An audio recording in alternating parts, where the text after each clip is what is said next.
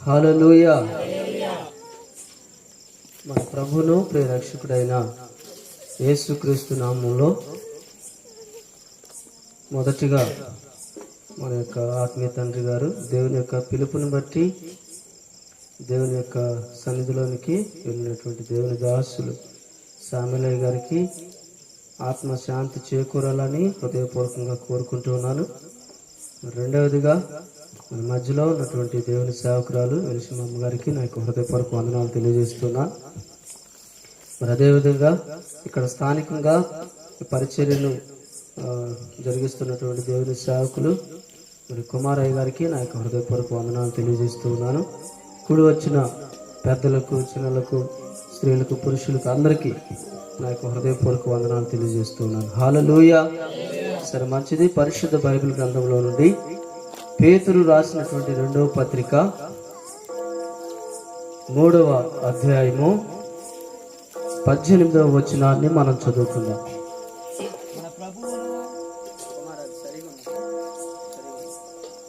మన ప్రభువును రక్షకుడు అయిన యేసుక్రీస్తు అనుగ్రహించు కృపయందును జ్ఞానమందును అభివృద్ధి పొందుడి. ఆయనకు ఇప్పుడును యుగాంత దినము వరకును మహిమ కలుగునుగాక. ఆమేన్. ప్రార్థన చేసుకుందాం.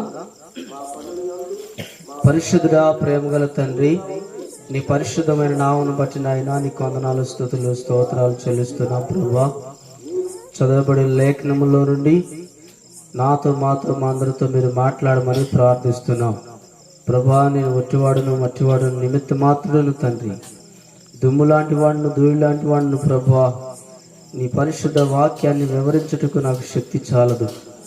నీవే నాయనా నాలో ఉండి నా నోటిని నీ బోరగా వాడుకొని నీ ప్రజలతో మాట్లాడమని ప్రార్థిస్తున్నాం. ప్రభా, అయ్యా, మా మధ్యలోనికి అదృశ్య రూపులుగా దిగవచ్చి నన్ను మీ సిలువ చాటును మరుగు చేసుకొని ప్రభా కూడిన బిడ్డలతో మీరు మాట్లాడండి. వినగల చెవిని, గ్రహించే మనస్తత్వాన్ని నీ బిడ్డలందరికీ అనుగ్రహించమని మా ప్రభువును ప్రియరక్షకుడైన యేసయ్య నామమును బట్టి ప్రార్థిస్తున్నాం తండ్రి. ఆమేన్. హల్లెలూయా, హల్లెలూయా. చూడండి ప్రియమైన దేవుని బిడ్డలారా, అపోస్తలుడైనటువంటి పేతురు గారు ఆయన పత్రికను రాస్తూ మన ప్రభువును రక్షకుడు అయిన యేసుక్రీస్తు అనుగ్రహించు కృపయందును జ్ఞానమందును అభివృద్ధి పొందుడి అని చెప్పాడు. మన ప్రభువును రక్షకుడు ఎవరంట? మన ప్రభువును, మన యొక్క రక్షకుడు ఎవరైనా మనకు ప్రభువు, మనకు రక్షకుడు ఎవరు? యేసుక్రీస్తు. హల్లెలూయా, హల్లెలూయా. చూడండి, ఆయన లోకానికి ఎందుకు వచ్చాడు అంటే మనందరినీ రక్షించడానికి ఆయన లోకానికి వచ్చాడు. యోహాను సువార్త 3వ అధ్యాయము 16వ వచనంలో వాక్యం ఇలాగ సెలవిస్తుంది. దేవుడు లోకముని ఎంతో ప్రేమించెను కాగా తన అద్వితీయ కుమారునిగా పుట్టిన వాని యందు విశ్వాసముంచు ప్రతివాడును నశింపక నిత్య జీవం పొందవలనని ఆయనను అనుగ్రహించెను. హల్లెలూయా. తండ్రి అయిన దేవుడు తన అద్వితీయ కుమారుడగు ప్రభు అయిన యేసుక్రీస్తు వారిని ఈ లోకానికి ఎందుకు ఇచ్చాడంటే, మనకు ఎందుకు అనుగ్రహించాడంటే, మన కోసం ఈ లోకానికి ఎందుకు పంపించాడంటే మనల్ని పాపము నుండి విమోచించి ఆయన నిత్యరాజ్యానికి మనల్ని చేర్చాలని ఈ లోకానికి పంపించాడు. హల్లెలూయా. తన అద్వితీయ కుమారుడుగా పుట్టిన యేసుక్రీస్తు యందు ఎవరైతే విశ్వాసం ఉంచుతారో, ఎవరైతే ఆయన యందు పాప క్షమాపణ కలదని, ఆయన యందు రక్షణ కలదని, ఆయన యందు మోక్షము కలదని విశ్వసించి ఆయన వాక్య ప్రకారంగా జీవించడానికి ఇష్టపడతారో వారికి నిత్య జీవము తండ్రి అనుగ్రహిస్తాడంట. హల్లెలూయా. ప్రియమైన దేవుని బిడ్డలారా, చూస్తే మనం యోహాను సువార్త 1వ అధ్యాయము 17వ వచనం సెలవిస్తుంది, ధర్మశాస్త్రము మోషే ద్వారా అనుగ్రహింపబడెను, కృపయు సత్యమును యేసుక్రీస్తు ద్వారా కలిగెను. హల్లెలూయా, హల్లెలూయా. కృప ఎవరి ద్వారా కలిగిందంటే యేసుక్రీస్తు ద్వారా కలిగింది. యేసుక్రీస్తు వారి ద్వారా కలిగింది. చూడండి, పాత నిబంధన కాలంలో ఆ ఇశ్రాయేలు ప్రజలకు దేవుడు ధర్మశాస్త్రాన్ని ఇచ్చాడు. ఎవరి ద్వారా ఇచ్చాడంటే మోషే ద్వారా ఇచ్చాడు. అయితే ఆయన యందు చూడండి, ఆయన పంపిన తన ప్రియుడైన యేసుక్రీస్తునందు విశ్వాసం ఉంచిన వారికి దేవుడు కృప ఇచ్చుట కొరకు యేసయ్యకు అధికారము ఇచ్చాడు. కాబట్టి తండ్రి యొద్ద నుండి తండ్రి అనుగ్రహించు కృపను ఈ లోకానికి ఎవరు తీసుకుని వచ్చారంటే యేసుక్రీస్తు వారు తీసుకొచ్చాడు. హల్లెలూయా, హల్లెలూయా. చూడండి ప్రియమైన దేవుని బిడ్డలారా, ఈ రాత్రి ఈ 2 విషయాల గురించి మనం తెలుసుకుందాం. 1 కృప, 2 జ్ఞానము. ఏంటండి? 1 కృప, 2 జ్ఞానము. చూడండి, కృపను గురించి కొన్ని లేఖనాలు మనం చూసినట్లయితే నెహెమ్యా గ్రంథము 9వ అధ్యాయము 19వ వచనాన్ని కనుక మనం చూసినట్లయితే దేవాతి దేవుడు అంట విస్తారమైన కృప కలిగిన వాడంట. హల్లెలూయా. దేవాతి దేవుడు విస్తారమైన కృప కలిగిన వాడు. చూడండి, యెహోవా కృప అనుగ్రహించును అని వాక్యము సెలవిస్తూ ఉన్నది. కీర్తన గ్రంథం 32వ కీర్తన 10వ వచనాన్ని కనుక మనం చూసినట్లయితే అక్కడ కృప ఎవరికి ఇవ్వబడుతుందో మనం చూడవచ్చు. భక్తిహీనులకు అనేక వేదనలు కలుగుచున్నవి, యెహోవా యందు నమ్మిక ఉంచువానికి కృప ఆవరించుచున్నది. దేవుని స్తోత్రం. హల్లెలూయా. చప్పట్లు కొట్టి దేవుని నామమును మహిమపరుచుకుందాం. దేవుని కృప ఎవరి మీద ఉంటది? ఎవరికి అనుగ్రహించబడుతుంది? ఎవరిని ఆవరిస్తుంది అంటే దేవుని మీద నమ్మకం ఉంచిన వారికి, ప్రభు అయిన యేసు క్రీస్తు మీద విశ్వాసము ఉంచిన వారికి. యేసు క్రీస్తు యందు విశ్వాసం ఉంచడం అంటే ఏంటండి? యేసు క్రీస్తు యందు విశ్వాసం ఉంచడం అంటే ఏంటి? యేసు క్రీస్తు యందు విశ్వాసం ఉంచడం అంటే ఏంటి?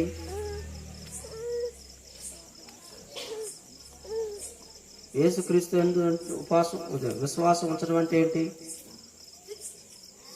చూడండి, యేసుక్రీస్తు ప్రభువు పరలోకమును విడిచి ఈ భూమిలోనికి వచ్చి నేను చేసిన పాపముల నిమిత్తమై ఆయన మరణించి 3వ దినమున లేచి నాకంటే ముందుగా ఆయన పరమునకు వెళ్ళి నా కొరకు ఆయన స్థలము సిద్ధపరచుచున్నాడు. హల్లెలూయా. కాబట్టి ఆయన ఉండు స్థలములో నేను ఉండాలంటే, ఈ లోకాన్ని విడిచిన తర్వాత ఆయన ఉండు స్థలంలో నేను ఉండాలంటే ఈ లోకంలో ఆయన చేసిన త్యాగము ద్వారా, ఆయన చూపిన ప్రేమ ద్వారా నేను నా పాపాన్ని కడిగి వేసుకోవాలి. అంటే యేసు క్రీస్తు నామములో పాప క్షమాపణ నిమిత్తము బాప్తిస్మము పొందుకోవాలి. హల్లెలూయా.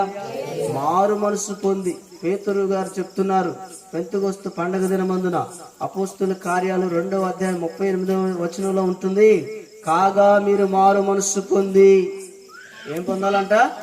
మారు మనసు పొంది అంటే నీ హృదయపూర్వకంగా నీ యొక్క తప్పిదాలను గుర్తించి, నీ నోరు మంచిది కాదని, నీ చూపులు మంచివి కాదని, నీ తలంపులు మంచివి కాదని, నీ నడవడి మంచిది కాదని, ఈ లోకంలో దేవుని ఎరగని నీ జీవితం పాప సంబంధమైనదని నువ్వు గుర్తించి ఈ పాపంలోనే నేను బ్రతికితే, ఈ పాప సంబంధమైన విధానంలోనే నేను జీవిస్తే మరణం తప్పదని నువ్వు గుర్తించి, ఇలాంటి మరణానికి దారితీసే జీవితం నాకు వద్దు, నన్ను శాపానికి నడిపించే జీవితం నాకు వద్దు, యేసు క్రీస్తును నమ్మి నా పాపాన్ని కడుక్కొని నేను నూతనంగా జీవించాలి అనేటువంటి తీర్మానమే మారు మనసు. హల్లెలూయా, హల్లెలూయా. నువ్వు ఏ తప్పుడు ఆలోచనలో ఉన్నావో, ఏ తప్పుడు నిర్ణయాల్లో ఉన్నావో, ఏ తప్పుడు పనుల్లో ఉన్నావో, ఏ తప్పుడు జీవితంలో ఉన్నావో ఆ జీవితాన్ని అసహించుకొని నూతనంగా జీవించాలని, కొత్త జీవితం జీవించాలని, పరిశుద్ధ జీవితం జీవించాలని దృఢమైన నిర్ణయం తీసుకోవటమే మారు మనసు. హల్లెలూయా. మారు మనసు పొంది పాప క్షమాపణ నిమిత్తం, అంటే ఇంతకు ముందు చేసినటువంటి పాపం మన భుజముల మీద భారంగా ఉండి మన జీవితాలను చూడండి మరలా పతనం చేయకుండానట్లు, మనల్ని శాపంలోని నడిపించుకున్నట్లు ఆ పాపం అనే భారాన్ని మనం ఏం చేయాలి? తీసేసుకోవాలి. ఆ పాపం అనే భారాన్ని మన మీద నుండి తీసివేయటానికి సమర్థుడు, శక్తిమంతుడు, అది తీసేయడానికి మన కోసం త్యాగం చేసిన వారు ఎవరంటే ప్రభు అయిన యేసుక్రీస్తు వారు. కాబట్టి ఆయన నామములో మనం ఏం చేయాలంటే బాప్తిస్మము పొందుకోవాలి. పేతురు గారు చెప్తున్నారు, కాగా మీరు మారు మనసు పొంది పాప క్షమాపణ నిమిత్తము ప్రతి వాడు యేసుక్రీస్తు నామమున బాప్తిస్మం పొందుడి. హల్లెలూయా. బాప్తిస్మం పొందితే అప్పుడు మనం నూతన పరచబడతాం. ఏమవుతామండి? నూతన పరచబడతాం. మన జీవితం నూతనంగా అవుతుంది. నూతన పరచబడినటువంటి ఆ హృదయంలోనికి దేవుడు ఏం చేస్తారంటే ఆయన ఆత్మను పంపిస్తాడు. అప్పుడు మీరు పరిశుద్ధాత్మను వరమును పొందుదురు. హల్లెలూయా. దేవుని ఆత్మను నువ్వు పొందుకుంటే యేసయ్య ఇచ్చిన వాక్యాన్ని నువ్వు అనుసరించి జీవించగలవు. యేసయ్య ఇచ్చిన వాక్యానుసారంగా నువ్వు జీవించగలవు. చూడండి, దేవుని ఆత్మ ఎవరో తెలుసా? నీకు సహాయకుడు, నీ పక్కనే ఉండేవాడు, నీతోనే ఉండేవాడు, నీలోనే ఉండేవాడు. నిన్ను యేసయ్య వాక్యానుసారంగా నడిపింపజేయడానికి, నువ్వు వాక్యానుసారంగా జీవించడానికి నిన్ను ప్రోత్సహించేవాడు, పులికొల్పేవాడు, నిన్ను బలపరిచేవాడు.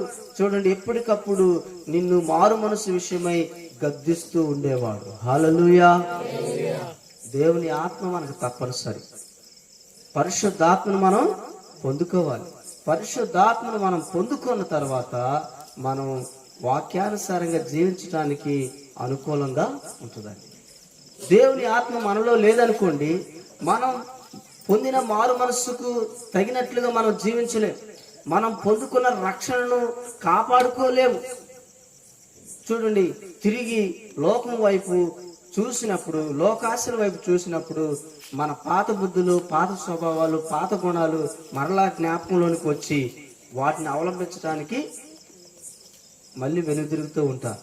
ఏ బురద గుంటలో నుండి అయితే వస్తారో అదే బురద గుంటలో పడటానికి మరలా ఇష్టపడతారు. కుక్క తన వాంతికి తిరిగినట్లు, కుక్క అంట అది వాంతి చేసుకొని మళ్ళీ ఆ కక్కిన దాన్ని తింటదంట. అలాంటి వ్యర్థమైన జీవితం జీవించడానికి ఎనుదిరుగుతూ ఉంటారు. కానీ దేవుని ఆత్మను నువ్వు పొందుకుంటే, దేవుని ఆత్మను నువ్వు దేవుని అడిగి నువ్వు పొందుకుంటే, దేవుని ఆత్మ ఏం చేస్తుందంటే నిన్ను వాక్యానుసారంగా నడిపిస్తూ ఉంటుంది. యేసుక్రీస్తు వారు చెప్పారు ఆయన శిష్యులకు, సత్య స్వరూపి అయిన ఆత్మ మీ మీదకి వచ్చినప్పుడు మిమ్మల్ని సర్వసత్యంలోనికి నడిపించును. హల్లెలూయా. ఏంటి సత్యము? యేసయ్య చెప్పాడు, తండ్రితో అంటున్నాడు, సత్యమందు వీరిని ప్రతిష్ఠ చేయుము, నీ వాక్యమే సత్యము. దేవుని యొక్క వాక్యం ఏమై ఉన్నది? సత్యమై ఉంది. దేవుని ఆత్మ ఏం చేస్తుంది? ఆ సత్యంలోనికి మనలను నడిపిస్తుంది. అంటే అర్థం ఏంటి? వాక్యానుసారంగా మనలను నడిపిస్తూ ఉంటుంది. హల్లెలూయా. హల్లెలూయా. యేసుక్రీస్తు వారిని నమ్ముకొని మారు మనసు పొంది బాప్తిసం పొందుకొని ఆయన ఆత్మను పొందుకొని ఆయన ఇచ్చిన వాక్యానుసారంగా మనం ఈ లోకంలో జీవిస్తూ ఉన్నప్పుడు ఆయన మనకు కృప అనుగ్రహిస్తాడు. హల్లెలూయా. ఎందుకని తండ్రి యొద్ద నుండి కృపను ఈ లోకంలోనికి తీసుకొచ్చింది ఎవరు? యేసుక్రీస్తు వారే. చూడండి, దేవుని యొద్ద రెండు ఉంటాయి. మనుషుల మీద ఆయన చూపించేవి రెండు. ఒకటి దయ, రెండు కృప. ఒకటి దయ, రెండు కృప. దేవుని దయ లోకంలో ప్రతి మనిషి మీద ఉంటుంది. ఎవరి మీద ఉంటుంది? ప్రతి మనిషి మీద ఉంటుంది. దేవుణ్ణి ఎరిగినా ఎరగకపోయినా, యేసుక్రీస్తు వారు నిజమైన దేవుడని గుర్తించినా గుర్తించకపోయినా,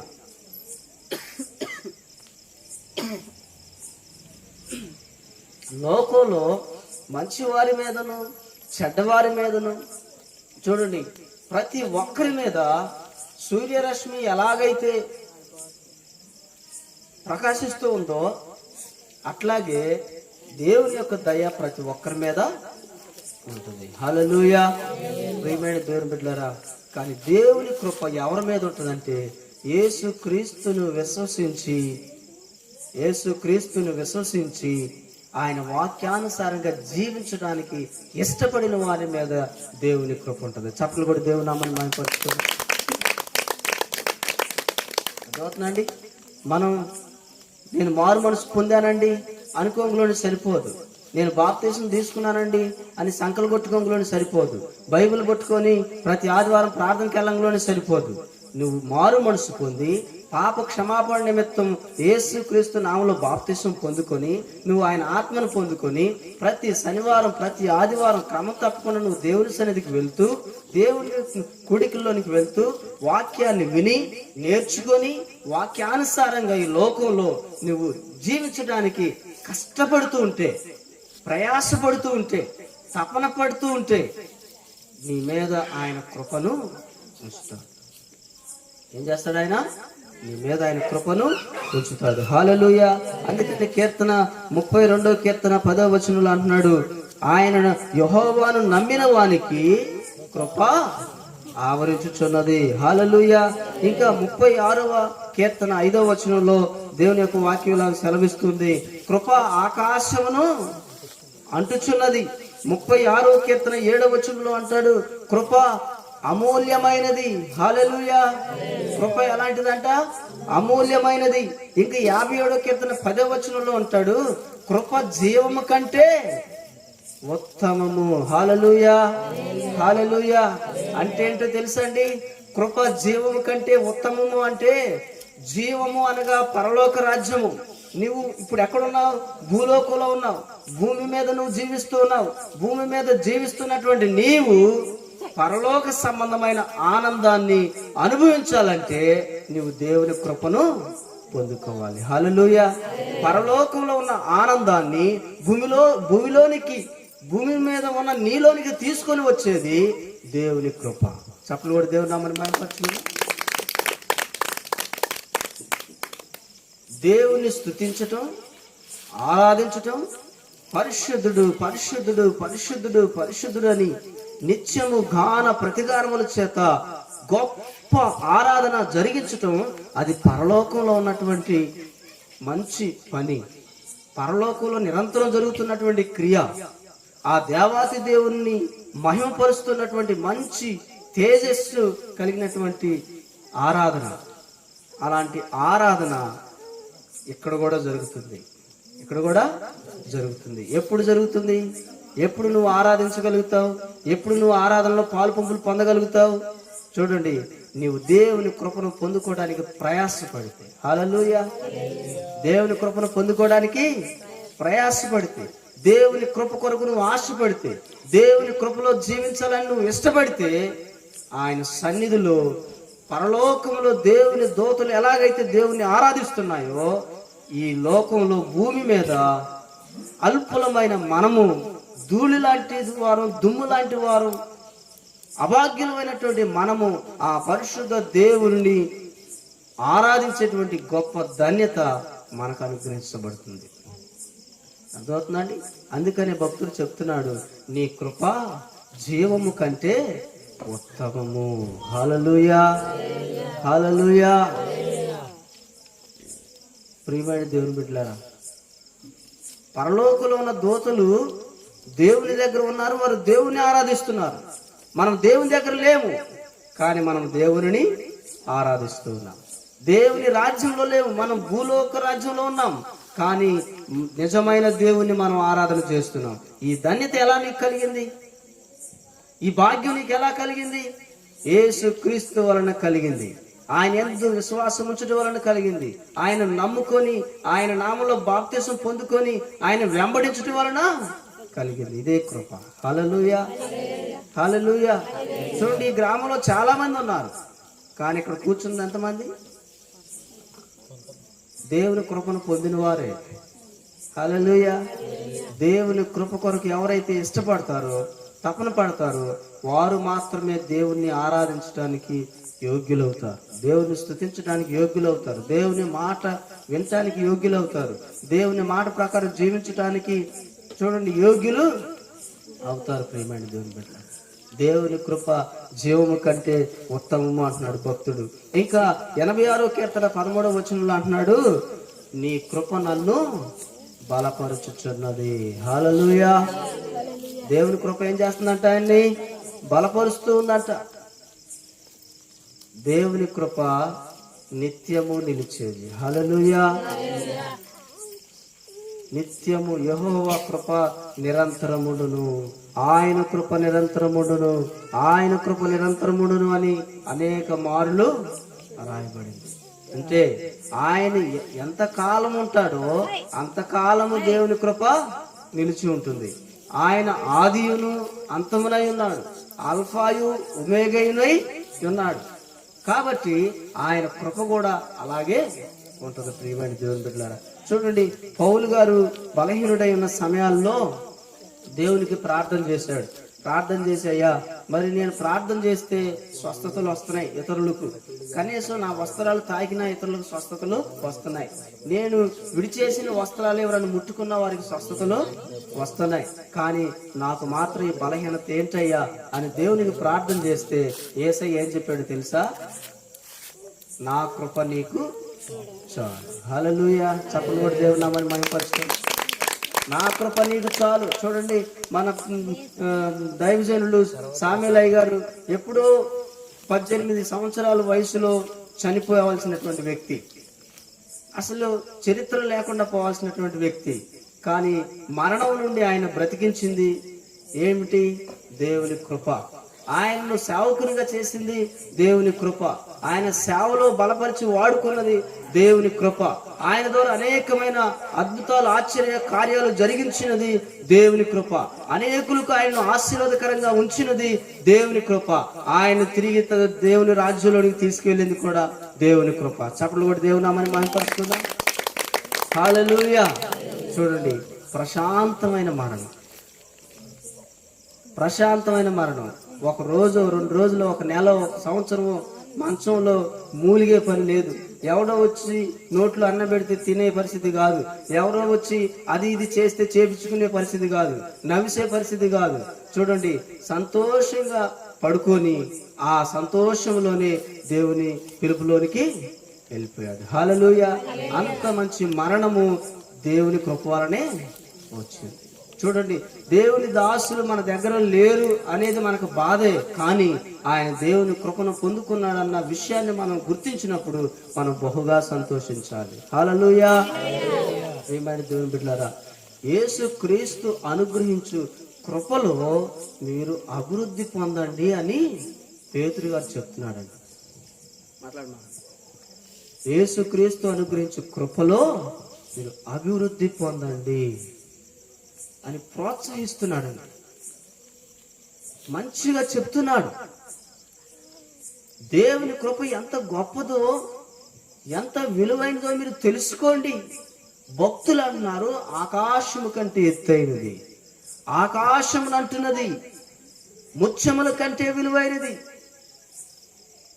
జీవము కంటే ఉత్తమము, నీ కృప అమూల్యమైనది, నీ కృప నన్ను బలపరుచుచున్నది, నీ కృప నిరంతరం ఉండేది.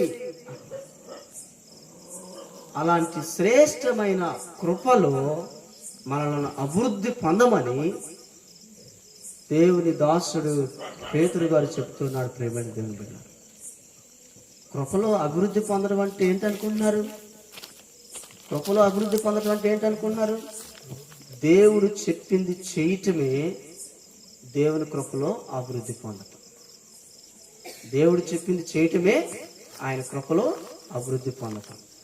దేవుడు ఏం చెప్తాడు నీకు? ఎలా చెప్తాడు? ఎవరిలో ఉండి చెప్తాడు? ఏ విధంగా చెప్తాడు అంటే ఆయన వాక్యానుసారంగా నీకు చెప్తాడు. కళల్లో నీకు చెప్తాడు. దర్శనాల ద్వారా నీకు చెప్తాడు. దేవుని సేవకుల నుండి ప్రత్యక్షంగా నీకు చెప్తాడు.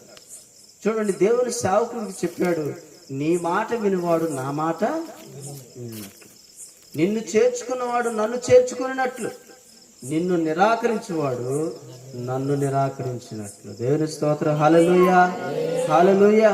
చూడండి, నీ కన్నులు ఎదుట కనపడే నీ కొరకు నిన్ను ఆత్మీయంగా బలపరచడానికి, నిన్ను ఆత్మీయ జీవితంలో ముందుకు నడిపించడానికి, దేవుని కృపకు నిన్ను పాత్రునిగా చేసి దేవుని కృపలో నిన్ను అభివృద్ధి పరచడానికి ప్రయాసపడేటువంటి వ్యక్తికి నువ్వు భయపడకపోతే నువ్వు దేవునికి భయపడిన వ్యక్తివి కావు. నీ దేవుడు నీ ఎదుట ఉంచిన దాసుని మాటను వినకపోతే నువ్వు దేవుని మాట వినేవాడివి కాదు. దేవుడు నీ కొరకు నియమించిన దాసును నీ గృహంలో చేర్చుకోకపోతే యేసయ్య నువ్వు చేర్చుకున్న వాడివి కాదు. నీ సేవకుని నిరాకరిస్తే యేసయ్యను నిరాకరించినట్లు. హల్లెలూయా.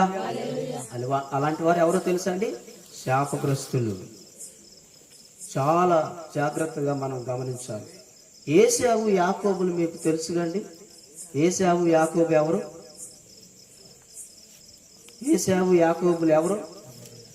ఇస్సాకు కుమారు. ఇస్సాకు ఎవరు? అబ్రహాము కుమారు. దేవుడు వాగ్దానం చేసిన వాగ్దాన పుత్రుడు ఇస్సాకు. 100 సంవత్సరాల వయసులో అబ్రహాముకు దేవుడిచ్చిన కుమారుడు ఇస్సాకు. ఆ ఇస్సాకును దేవుడు ప్రేమించి, ఇస్సాకును రెబెక్కమ్మ గారిని దేవుడు ప్రేమించి, చూడండి, 2 కుమారులను ఇచ్చాడు, ఏశావు, యాకోబు. చూడండి, వారిద్దరూ పెరిగి పెద్దవాళ్ళు అయ్యారు. ఏశావేమో వేటాడి తన జీవితాన్ని గడుపుకుంటున్నాడు. యాకోబేమో పైరు పంటలు వేసుకుంటున్నాడు, లేక కూరగాయలు పండించుకుంటున్నాడు, తన పోషణ జరిగించుకుంటూ ఉన్నాడు. ఒకరోజు ఏశావు ఎంతో ప్రయాసపడి తిరిగి వచ్చాడు, కానీ తనకు వేటకి వెళ్తే ఏం దొరకల, ఆకలి అవుతుంది. యాకోబేమో చిక్కుడుగాయలు పండించుకున్నాడు, చిక్కుడుగాయలు కోసుకొని వచ్చాడు, చక్కగా కూర వండుకున్నాడు, గుమ్మగుమ్మలాడుతుంది. ఇక తినటానికి సిద్ధపడ్డాడు.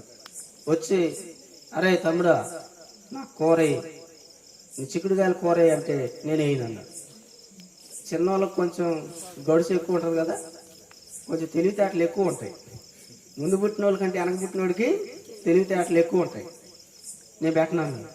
అరే పెట్టరా, నాకు ఆకలి అవుతుంది పెట్టరా అంటే, నీ జ్యేష్ఠత్వాన్ని కనుక నాకు ఇస్తే అప్పుడు నీకు చిక్కుడుగాయల కూర పెడతాను. ఏశావు ఏమనాలి? జ్యేష్ఠత్వం అనేది దేవుడిచ్చిన హక్కు, దేవుని ఆశీర్వాదం. నా కుటుంబంలో తండ్రి ఆశీర్వాదంలో జ్యేష్ఠత్వం దేవుడిచ్చిన హక్కు.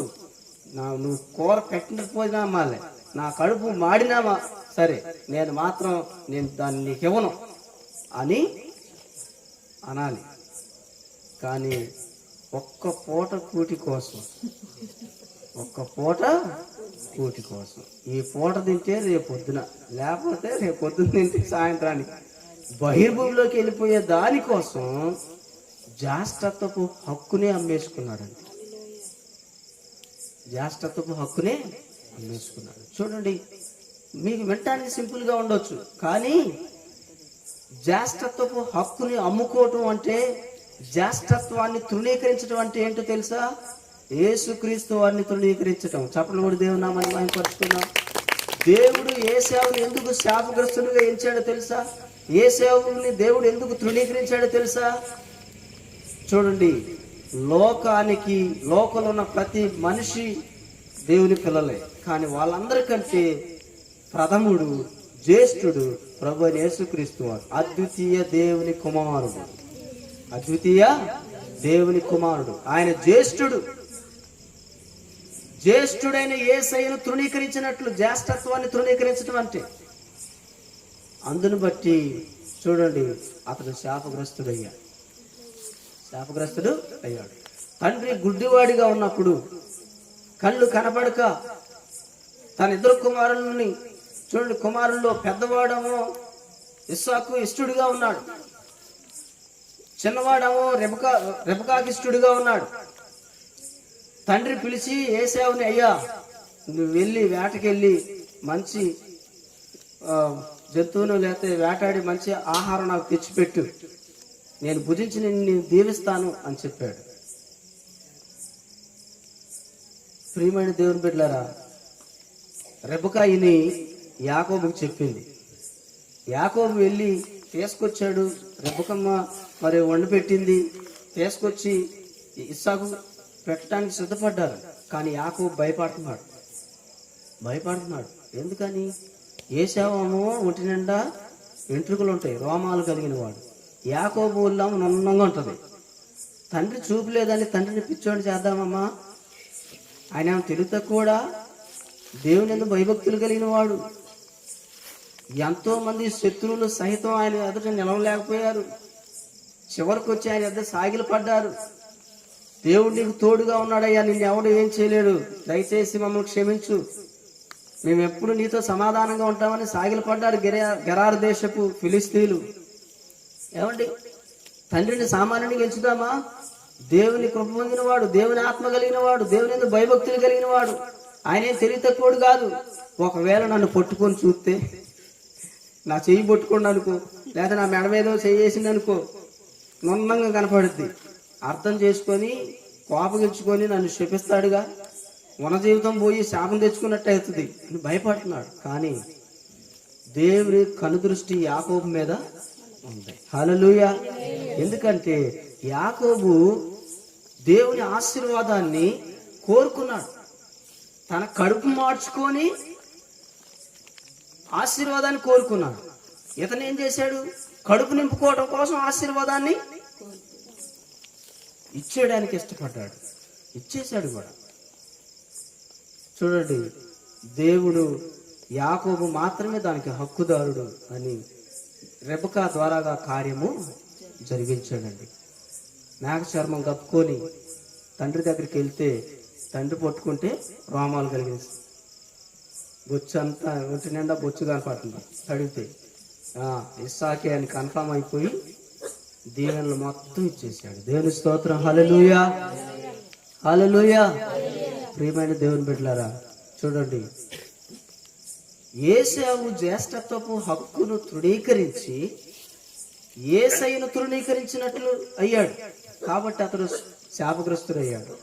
ఈనాడు ఎవరైతే యేసయ్యను తృణీకరిస్తారో, యేసయ్యను అసహించుకుంటారో, యేసయ్యకు లోబడుకుంటారో, యేసయ్యను చూడండి హృదయంలో చేర్చుకోకుండా, ఆయన వాక్యాన్ని హృదయంలో చేర్చుకోకుండా ఆయన అసహించుకొని తృణీకరించి తమకి ఇష్టానుసారంగా బ్రతకటానికి ప్రయాసపడుతుంటారు. అలాంటి వారు ఎవరో తెలుసండి? శాపగ్రస్తులు. వారు చేసిన పాపము శాపంగా మారి వారి జీవితాలను కబళించి వేస్తూ ఉంటుంది. గుర్తెరగలేక నశించిపోతూ ఉంటారు. ప్రియమైన దేవుని బిడ్డ, యేసుక్రీస్తు వారిని తృణీకరించకూడదు. హల్లెలూయా, హల్లెలూయా. ఈనాడు లోకంలో ప్రజలు ఏం చేస్తున్నారంటే యేసయ్యను తృణీకరిస్తున్నారు. ఏం చేస్తున్నారు?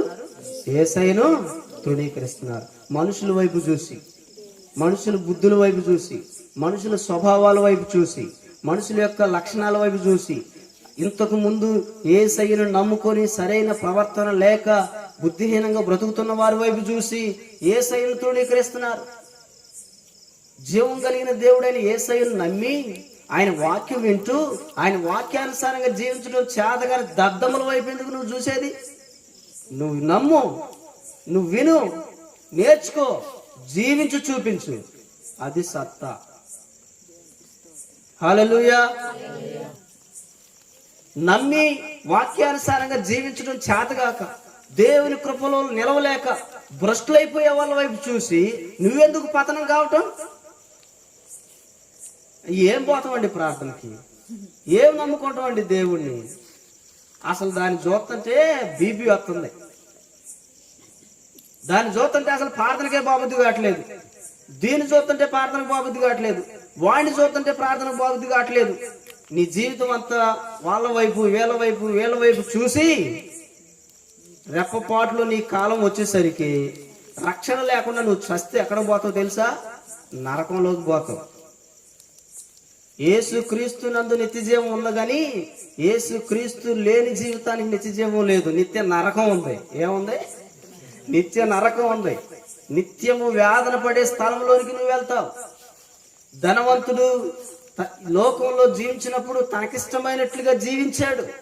వాళ్ళ వైపు వీళ్ళ వైపు చూసి ఎక్కడికి వెళ్ళాడు? నరకంలో వేదన పడుచున్నాడు. లాజరు ఎవరి వైపు చూడలా, దేవుని వైపు చూశాడు తన జీవిత కాలం అంతా. దేవుని వైపు చూసి దరిద్రుడుగానే చచ్చాడు. పరలోకంలో దరిద్రుడు ధనికుడు అనేవి ఏమి ఉండదు. నీ క్రియలు దేవుని దృష్టికి యోగ్యమైనవైతే నువ్వు దేవుని రాజ్యంలో ఉంటావు. హల్లెలూయా. లాజరు దేవుని కృపను పాత్రుడయ్యాడు. ధనవంతుడు శాపగ్రస్తుడై నరకంలో పడ్డాడు. ప్రియమైన దేవుని బిడ్డ, ఎవరైతే యేసు క్రీస్తును అంగీకరిస్తారో, యేసు క్రీస్తుకు లోబడతారో, ఆయన వాక్యానికి లోబడి వాక్యానుసారంగా జీవించడానికి తపన పడతారో వారు మాత్రమే దేవుని కృపకు అర్హులు. హల్లెలూయా. దేవుని వాక్యం అంటే, దేవుని వాక్యానుసారంగా జీవించడం అంటే ఏదో చులకన అనుకుంటున్నారా? చులకన కాదు. దేవుని వాక్యానుసారంగా జీవించాలంటే నీకు ఓర్పు కావాలి. ఏం కావాలి? ఓర్పు కావాలి, సహనం కావాలి. దేవుని వాక్యాన్ని అనుసరించాలంటే సహనం కావాలి. నీ పాత క్రీస్తుని నువ్వు ఎరగక ముందు నువ్వు కటికి బూతులు తిట్టే వ్యక్తివి అనుకో. యేసయ్యని ఎరిగిన తర్వాత నీ ముందుకొచ్చి నీలో కోపాన్ని రెచ్చగొడతారు. ఎందుకు? నీ నోరు తెరిచి ఇష్టం వచ్చినట్టు బూతులు తెచ్చించడానికి. సైతాన్ ఏం చేసింది అనుకుంటున్నావు? ఎవడో ఒకళ్ళలోకి దూరుద్ది. నీ ఇంట్లో వాళ్ళలోకి దూరొచ్చు, నీ భర్తలోకి దూరొచ్చు, లేదా నీ భార్యలోకి దూరొచ్చు, నీ ఇరుగు పొరుగు వాళ్ళలోకి దూరొచ్చు. ఉచితార్థంగా నీ మీద గొడవకు తీసుకొస్తుంది. వాళ్ళు లోకంలో ఉన్నారు కనుక, లోక సంబంధులు కనుక వారికి తగిందే వాళ్ళు ఇష్టానుసారంగా మాట్లాడతారు. బూతులు తిడతారు, దొంగ మాటలు మాట్లాడతారు, అబద్ధాలు మాట్లాడతారు, కొండాలు మాట్లాడతారు. వాళ్ళు ఇష్టానుసారంగా ప్రవర్తిస్తారు. కానీ నువ్వు ఇప్పుడు నీ స్థితి ఏంటి? నీ స్థితి ఏంటండి? దేవుని ఏర్పాటులో ఉన్న వ్యక్తివి, యేసయ్యను నమ్మిన వ్యక్తివి. యేసయ్య వాక్యం ఏం చెబుతుందంటే నీ నోట కృతజ్ఞత వచనమే మీరు ఉచ్చరించేవాళ్ళు, కానీ బూతులు మాట్లాడకూడదు అని చెబుతుంది. నీ నోటి నుండి బూతులు మాట్లాడకుండా నీ నోటిని క్రమపరుచుకొని నెమ్మళముగా నువ్వు సమాధానం చెప్పగలిగితే ప్రియమైన దేవుని బిడ్డలారా, నువ్వు దేవుని కృపను పొందుకున్నట్లు. హల్లెలూయా. చూడండి, నాడు దేవుని నమ్మిన ప్రజలు ఏం చేస్తున్నారంటే, చూడండి, పొరుగువారు లేకపోతే మారు మనసు లేని వారు మన మీదకు వచ్చినప్పుడు, మన మీదకి జగడానికి కలహానికి వచ్చినప్పుడు, వాళ్ళు ఏదో బూతులు మాట్లాడారనుకోండి, వాళ్ళ ఇష్టానుసారంగా వాళ్ళు అబద్ధాలు బూతులు మాట్లాడారనుకోండి, వాళ్ళు మాట్లాడినట్లుగా తిరిగి అబద్ధాలు మాట్లాడుతున్నారు, వాళ్ళు మాట్లాడినట్లుగా తిరిగి బూతులు మాట్లాడుతున్నారు. అలా మాట్లాడకూడదు. విషయం ఏంటో మనం విషయం మాట్లాడాలి. వాళ్ళు ఏదైనా మాట్లాడతారు. వాళ్ళ లోకంలో వాళ్ళకి భయం లేదు, భక్తి లేదు, దేవునికి లోబడిన వారు కాదు, చెడుతనాన్ని అసహించుకునేవారు కాదు, కనుక వారు ఏదైనా మాట్లాడతారు. కానీ మనము విషయం మాత్రమే మాట్లాడాలి. మన మీదకి ఏ విషయం గురించి వచ్చారో, ఏ సంఘటన గురించి వచ్చారో, ఏ విషయంలో మన మీద నేరారోపణ చేసి మన దగ్గరకు వచ్చి పోట్లాడుతున్నారో ఆ విషయంలో నువ్వు సాత్వికంగా నేను ఇది చేయలేదు, అది చేయలేదు, అలా మాట్లాడలేదని నువ్వు చెప్పాలి. అంతేగాని నువ్వు దొంగదానివే అంటే నువ్వే దొంగదానివే, నువ్వు పాపివే అంటే నువ్వే పెద్ద పాపివే, అలా మనం మాట్లాడకూడదు. హల్లెలూయా. చూడండి, నీ ఎదుటివారు మాట్లాడినా నువ్వు మాట్లాడకుండా ఏ విషయంలో అయితే నువ్వు నేరారోపణగా ఉన్నావు ఆ విషయం గురించి నువ్వు మాట్లాడుతూ ఉంటే, చూడండి, నిన్ను నువ్వు తగ్గించుకొని వాక్యానికి విధేయత చూపి నీ నోటిని క్రమపరుచుకున్నావు కనుక దేవుని కృప నీ మీద ఉండి నీ మీద అన్యాయంగా పోరాడు వారికి బుద్ధి చెప్తూ ఉంటుంది. హల్లెలూయా. వాళ్ళని ఖండిస్తుంది, గద్దిస్తుంది.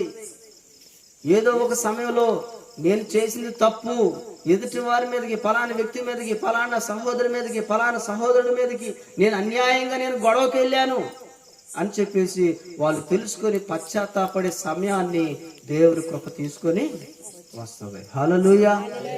ప్రియమైన దేవుని బిడ్డలారా, దేవుని కృపలో మనల్ని అభివృద్ధి పొందమని దేవుని సేవకుడు చెప్తున్నాడు. దేవుని కృపలో మనం అభివృద్ధి పొందటం అంటే ఏంటంటే దేవుని మాటకు ఎప్పటికప్పుడు మనం లోబర్చుకోవటం, దేవుని వాక్యానికి ఒకప్పుడు మనం లోబడిపోవటమే, సాష్టాంగ నమస్కారం చేయటమే, మోకరెళ్ళటమే, చేతులెత్తి సరెండర్ అయిపోవటమే, చేతులెత్తి సరెండర్ అయిపోవటమే. అబద్ధాలు చెప్పొద్దు, అబద్ధాలు నీకు తగవు అని దేవుడు నీతో మాట్లాడినప్పుడు నీవు ఆ మాటను గ్రహించి గౌరవించి దేవుని మాటకి విధేయత చూపి నీ నోట నుండి అబద్ధాలు రాకుండా కాచుకోగలిగితే నువ్వు దేవుడి కృపను పొందుకుంటావు. హల్లెలూయా. నువ్వు దొంగతనం చేయొద్దు అని యేసయ్య నీకు చెప్పాడు. నీవు చూడండి, నీది కాని దాన్ని ఆశించకుండా, నీది కాని దాన్ని నువ్వు తెచ్చుకోవడానికి నువ్వు ఇష్టపడకుండా చూడండి యథార్థంగా నువ్వు ఉండగలిగితే దేవుని కృప నిన్ను ఆవరిస్తుంది. దేవుని ఆజ్ఞను నువ్వు అనుసరించడానికి ఇష్టపడితే దేవుని కృప నిన్ను ఆవరిస్తుంది. ప్రియమైన దేవుని బిడ్డ, దేవుని మాట ఎవరైతే వింటారో వారి మీదకు దేవుని కృప వస్తుంది, వారిని దేవుని కృప నడిపిస్తుంది, దేవుని కృపలో వారిని ముందుకు సాగించడానికి ధైర్యాన్ని ఇస్తుంది. ప్రియమైన దేవుని బిడ్డ, హల్లెలూయా. చూసినట్లయితే చూడండి, తీతుకు రాసినటువంటి పత్రిక 2వ అధ్యాయము 11వ వచనం కనుక మనం చదివినట్లయితే అక్కడ చక్కటి మాట ఉంది. మనందరిని ఇక్కడ కూర్చోబెట్టింది ఏంటో అక్కడ స్పష్టంగా రాయబడి ఉంది. తీతు పత్రిక 2వ అధ్యాయం 11వ వచనం, ఏలయనగా సమస్త మనుషులకు రక్షణకర్త అయిన రక్షణకరమైన దేవుని కృప ప్రత్యక్షమై మనము భక్తిహీనతను ఏకలోక సంబంధమైన దురాశలను విసర్జించి శుభప్రదమైన నిరీక్షణ నిమిత్తము అనగా మహాదేవుడును మన రక్షకుడైన యేసుక్రీస్తు మహిమ యొక్క ప్రత్యక్షత కొరకు ఎదురు చూచుచు ఈ లోకములో స్వస్థ బుద్ధితోను నీతితోను భక్తితోను బ్రతుకుచుండవలనని మనకు బోధించుచున్నది. హల్లెలూయా. చూడండి, రక్షణకరమైన దేవుని కృప ప్రత్యక్షమై, రక్షణకరమైన నిన్ను రక్షించడానికి వచ్చిన దేవుని కృప ప్రత్యక్షమై ఈ లోకంలో యేసయ్యను నమ్మిన మీరు, యేసయ్యను ఎరిగిన మీరు చూడండి ఎలా బ్రతకాలంటే స్వస్థ బుద్ధితోను నీతితోను భక్తితోను బ్రతకాలని బోధిస్తూ ఉన్నదంట. హల్లెలూయా, హల్లెలూయా. రక్షణకరమైన దేవుని కృప, దేవుని కృప ఎలాంటిదంట? నిన్ను నన్ను లోకాన్ని రక్షించే ఎవరైతే యేసు క్రీస్తు యందు విశ్వాసం ఉంచుతారో వారికి దేవుని కృప అంకురించబడుతుంది. ఆయన ఇచ్చే రక్షణ పొందుకోవడానికి ఇష్టపడతారో వారిని దేవుని కృప ఆవరిస్తుంది. ఆయన మార్గంలో నడుచుకోవడానికి ప్రయాసపడతారో వారిని దేవుని కృప ఆవరిస్తుంది. హల్లెలూయా. చూడండి, మిమ్మల్ని రక్షణలో నడిపించింది దేవుని కృప, మిమ్మల్ని చక్కగా పాడేటట్లు చేసింది దేవుని కృప. చూడండి, నన్ను ఇక్కడ నిలబెట్టింది దేవుని కృప, మీరు వినటానికి శక్తినిచ్చింది దేవుని కృప, మనల్ని ఆత్మీయంగా నడిపించేది దేవుని కృప. హల్లెలూయా, హల్లెలూయా. ప్రియమైన దేవుని బిడ్డలారా, పేతురు గారు చెప్తున్నాడు, ఆ కృపలో మీరు అభివృద్ధి పొందాలి. వారం గడిచే కొద్దీ, నెలలు గడిచే కొద్దీ, సంవత్సరాలు గడిచే కొద్దీ దేవుని కృపలో మీరు అభివృద్ధి పొందుతూ ఉండండి అని చెప్తున్నారు. చూడండి, ఈనాడు క్రైస్తవులను చూసినట్లయితే చూడండి, బయట వాళ్ళని మనం విమర్శించాల్సిన అవసరం లేదు, మనల్ని మనమే విమర్శించుకుంటే ధన్యులు. మనల్ని మనం సరి చేసుకోవాలి. ఈనాడు క్రైస్తవులు చేస్తున్నటువంటి పని ఏంటంటే తమ జీవితాన్ని తాము పరీక్షించుకోకుండా, తమను తాము విమర్శించుకోకుండా ఇతరులను విమర్శిస్తూ ఉన్నారు. మనం ఇతరులను విమర్శించడం కాదు, మనల్ని మనం విమర్శించుకోవాలి. నన్ను నేను విమర్శించుకోవాలి, నిన్ను నువ్వు విమర్శించుకోవాలి. నిన్ను నువ్వు విమర్శించుకుంటే నువ్వు తీర్పులో నిలబడాల్సినటువంటి అవసరం రాదు. నిన్ను నువ్వు విమర్శించుకుంటే నిన్ను నువ్వు సరి చేసుకోగలవు. నిన్ను నువ్వు సరి చేసుకోగలవు. దేవుని నమ్ముకున్నావు కానీ ప్రార్థనకు వెళ్తున్నావు కదా. నీ భర్త ఒక మాట తిట్టాడనుకో, ఓర్చుకోలేవా, సహించుకోలేవా, దేవుని ప్రేమ చూపలేవా అని నిన్ను నువ్వు పొడుచుకున్నావు అనుకో, ఎదటోళ్ళు పొడవాల్సిన పరిస్థితి రాదు. నువ్వు లోపల ఎక్కువైపోయి రోడ్డు మీదకి ఎక్కిన తర్వాత ఇరుగు పొరుగు వాళ్ళు రోడ్డు మీదకి వచ్చి, ఏ అమ్మా నువ్వు ప్రార్థనకు పోతున్నావుగా, ఏదో వాడికి జ్ఞానం లేక తాగుబోతుడా ఏదో ఒక మాట అనడానికో ఓర్చుకోలేకపోయావా, ఇదేనా నీ భక్తి అని ఎవరో వచ్చి ఎత్తుపడిచే పరిస్థితి నువ్వు తెచ్చుకోకూడదు. నువ్వు ఇంట్లో ఉన్నప్పుడే నీ మనసులో నిన్ను విమర్శించుకుంటే, నువ్వు సరి చేసుకొని నువ్వు మౌనంగా ఉంటే, సహించుకోగలిగితే, ప్రియమైన దేవుని బిడ్డలారా చూడండి ఏమవుతుంది, నువ్వు తీర్పులో నిలబడాల్సినటువంటి అవసరత రాదు. నేను బాప్తిసం తీసుకుని 10 సంవత్సరాలు అయింది అండి అంటున్నారు, 15 సంవత్సరాలు అయిందండి అంటున్నారు, 30 సంవత్సరాలు అయిందండి అంటున్నారు. అసలు ఈ చర్చి ఆరంభం నుండి నేనే అని అంటున్నారు. కానీ దేవుని కృపలో ఎంతవరకు ఎదిగారు, దేవుని కృపలో ఎంతవరకు అభివృద్ధి పొందారు అనేది చూస్తే 0 మార్కులు. నీవు దేవుని కృపలో అభివృద్ధి పొందితే నీలో ఒక తేజస్సు ఉంటుంది. దేవుని కృపలను అభివృద్ధి పొందుతూ ఉంటే నీ మాటలో తేడా ఉంటుంది. దేవుని కృపలను అభివృద్ధి పొందుతూ ఉంటే నీ ఆలోచనలో తేడా ఉంటుంది. దేవుని కృపలను అభివృద్ధి పొందితే నీలో అధికమైన వివేకము పనిచేస్తూ ఉంటుంది. వివేకవంతుడుగా నువ్వు ఉంటావు, వివేకవంతురాలుగా నువ్వు ఉంటావు. హల్లెలూయా. చూడండి, ఒక గ్రామంలో ఇట్నే ప్రార్థన నుండి వెళ్ళినప్పుడు ఒక తల్లి గారు, అయ్యా ఇదిగో ఇది చేస్తున్నా అన్నప్పుడు నేను అన్నాను, ఇట్లా అన్నాను సింపుల్గా ఇట్లా అన్నాను. ఆమె కనుక వివేకం లేకపోతే మళ్ళీ అడగటం వదిలిపెట్టు, అడగకుండా చేసేది. ఆ చేసేది ఏంటి? బుద్ధిహీనమైన పని. సాతాను కొంచెం తొందర పెట్టింది, అయినా దేవుడు అనుగ్రహించిన వివేకం ఆమెలో ఉంది. నేను ఇట్లా అనగానే వెంటనే అర్థం చేసుకొని సైలెంట్ అయిపోయింది. దేవుని స్తోత్రం, హల్లెలూయా. చూడండి, వివేకము లేని సుందర స్త్రీ పంది ముక్కునున్న బంగారు కమ్మిమంటారు. పంది ముక్కుకి నువ్వు బంగారం కాదు, దానికంటే ఇంకా ఎంతో విలువైంది నువ్వు పెట్టినా, ముత్యాలు పెట్టినా, వజ్ర వైడూర్యాలు పెట్టినా పంది ముక్కుకి అందం రాదు. అందం రాకపోగా వాటికి ఉన్న విలువను కాపాడుతుంది. కేసుపై ఎక్కడ పెట్టింది? పెంటలో పెట్టిద్ది. ముందు దానికి కావాల్సిన తిండి కదా, పెంటలో పెట్టిద్ది. ఆ తర్వాత వెళ్ళి దానికి సుఖం చల్లగా అటు బొరులాడినాడు, వెళ్ళి బురదలో పెట్టి బొరులాడిచింది. అరే నా ముక్కు మీద ఉంది ముత్యం, నా ముక్కు మీద ఉంది బంగారు, నా మెడకుంది బంగారు కమ్మి, ఇది విలువైంది అని దానికి తెలుసా? తెలీదు.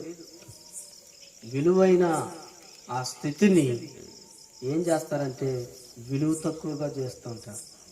ఈనాడు క్రైస్తవులు దేవుడిచ్చిన కృపలో అభివృద్ధి పొందలేక దేవుని నమ్మిన వారి విలువైన జీవితాలను విలువ లేకుండా చేసుకుంటున్నారండి. పంది కనుక ఎలాగైతే పెంటలో మూతి పెడుతుందో, బురద గుంటలో పడి దొర్లాడుతుందో, ఆ రీతికి విలువ లేకుండా చేస్తుందో, చూడండి, తన కడుగబడిన స్థితికి విలువ లేకుండా చేసుకున్నట్లుగా దేవుని బిడ్డలు ఈనాడు అలా విలువ లేకుండా చేసుకుంటున్నారు. అలా చేసుకుంటే మనం దేవుని కృపలో అభివృద్ధి పొందేవారము కాదు. హల్లెలూయా. దేవుని కృపలను అభివృద్ధి పొందుతూ ఉన్నట్లయితే నీ కుటుంబంలో పరిస్థితి మారుతుంది. నువ్వు దేవుని కృపలో అభివృద్ధి పొందుతూ ఉంటే నీ ఇంట్లోకి ఎవరైనా వస్తే నీ ఇంటి వాతావరణం ఒక ప్రత్యేకంగా ఉంటుంది. హల్లెలూయా. నీ ఇంట్లో నువ్వు నిత్యం ప్రార్థన చేసే వ్యక్తివైతే నీ ఇంట్లోకి వస్తే చూడండి, ప్రార్థన చేయాలనే ఆశ కలుగుతుంది. ప్రార్థనలో ఆత్మ నడిపింపు ఉంటుంది. కొన్ని గృహాల్లోకి వెళ్ళి మోకరిస్తే ప్రియమైన దేవుని బిడ్డలారా, చూడండి, దేవుని సేవకుడికి దేవుని పిల్లలు వారు దేవుని కృపలో ఎదుగుతున్నారా లేదా అనేది ఈజీగా అర్థమైపోతుంది.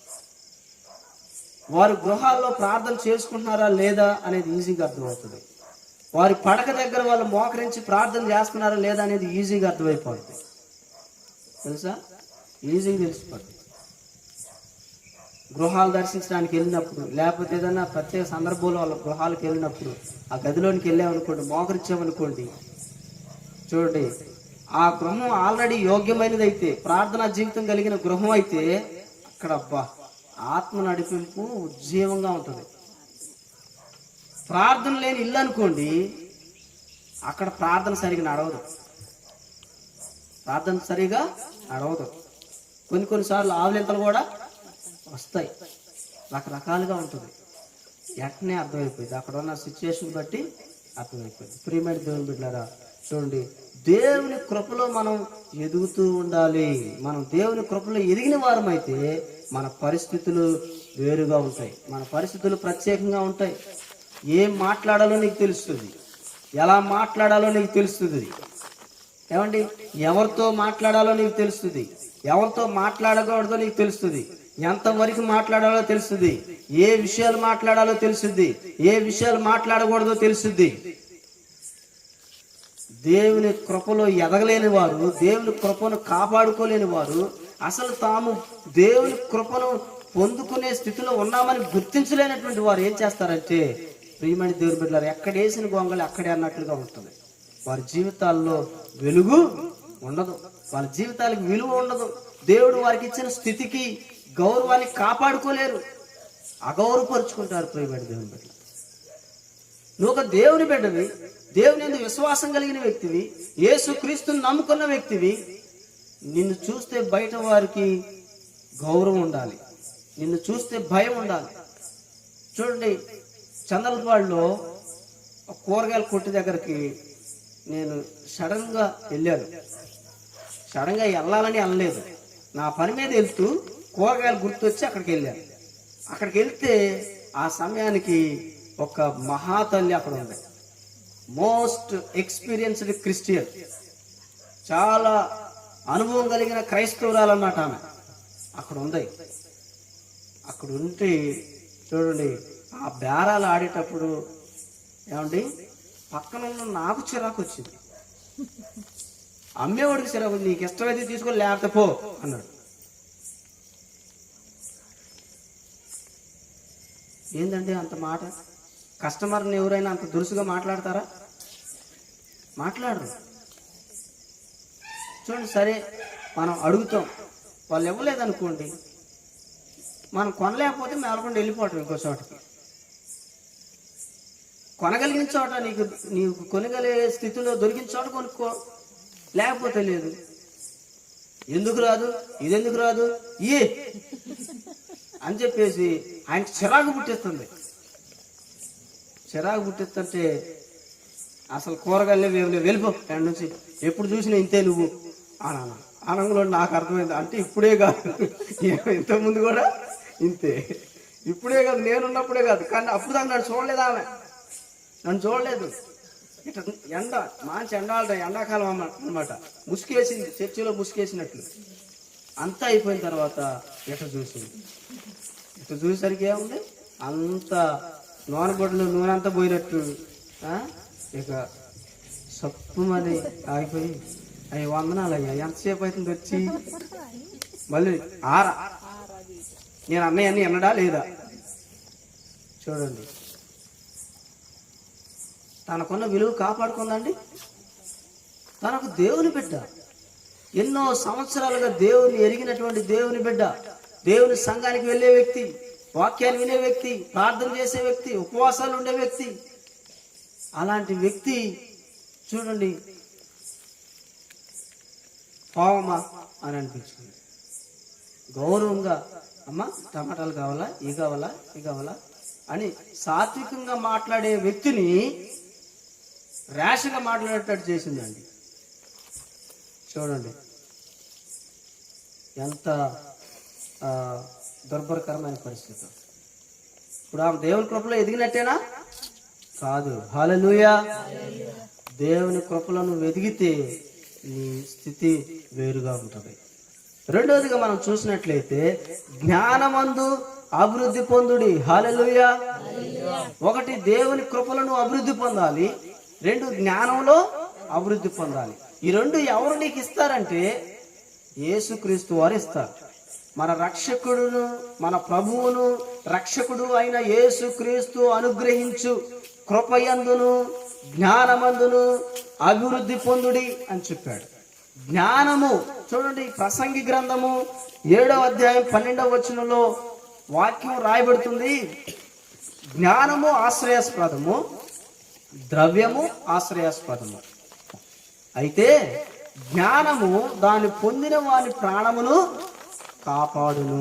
హల్లెలూయా. ఈ లోకంలో మనిషికి ద్రవ్యం అంటే ధనం అవసరమైనది, ఆశ్రయాస్పదం అంటే అవసరమైనది. అది లేకపోతే ఆ మనిషికి విలువ లేదు, తర్వాత పని జరగదు. జ్ఞానం కూడా అలాంటిది, జ్ఞానం కూడా అవసరమైనది. జ్ఞానం లేకపోతే ఆ మనిషికి విలువ ఉండదు, జ్ఞానం లేకపోతే ఆ మనిషి జీవితం నడవదు. అర్థమవుతుందండి? జ్ఞానము ఆశ్రయాస్పదము, ద్రవ్యం అంటే ధనము ఆశ్రయాస్పదము. అయితే ధనాన్ని సంపాదించడానికి ప్రయాసపడేవాడు తన ప్రాణాన్ని కోల్పోతాడు. తన ప్రాణాన్ని కోల్పోవటం అంటే తన జీవితాన్ని నరకానికి నడిపించుకుంటాడు. కానీ జ్ఞానాన్ని సంపాదించుకునేవాడు, జ్ఞానాన్ని పొందుకున్నవాడు ప్రాణం కాపాడబడుతుంది. అతను పొందుకున్న జ్ఞానము అతని ప్రాణమును కాపాడును, రక్షించును అని ఉంది. హల్లెలూయా. చూడండి, మనం చూసినట్లయితే సామెతల గ్రంథము ప్రసంగి గ్రంథము 4వ అధ్యాయం 13వ వచనంలో ఒక చక్కటి మాట ఉంది. ప్రసంగి జ్ఞాని అయిన సొలొమోను చూడండి ఒక చక్కటి పోలిక ఇక్కడ చెప్పాడు. 4:13 మూఢత్వము చేత బుద్ధి మాటలకిక చెవియొగ్గలేని ముసలి రాజు కంటే ముసలి రాజు అంటే ఎవరో తెలుసా? The most experienced king. చాలా అనుభవం కలిగిన రాజు. 20 సంవత్సరాలకి రాజు అయ్యాడు అనుకోండి, 100 సంవత్సరాల వయసు వచ్చింది అనుకోండి, ముసలోడయ్యాడు కదా. 80 సంవత్సరాల రాజరిక పరిపాలన అనుభవం. కానీ మూఢత్వం చేత బుద్ధి కలిగించే మాటలకు చెవియొగ్గలేని ముసలి రాజు కంటే